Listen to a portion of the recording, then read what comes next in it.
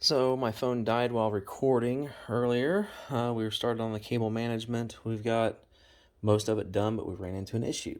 We have 3, 6, 9, 11 fans. 11 fans. We have 4 fan headers on this motherboard. So I've already used the two 1 to 3 splitters. That's taken care of these.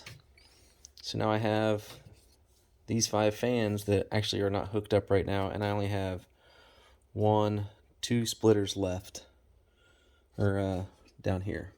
I have only 2 more fan headers, so I need to order 2 more of these fan splitters off the motherboard.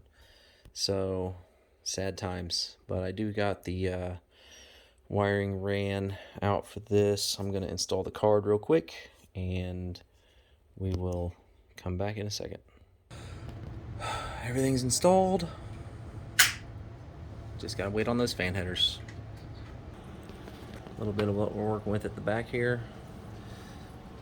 Yeah, there's our 5 fan headers that are effectively dead right now. Power supply in. I went ahead and tucked you a SATA connector up in here in case you want to add hard drives or SSDs later. That's already hooked up. You just need to install those and then plug it together. Cable management's looking pretty good right now, considering it's not even halfway done.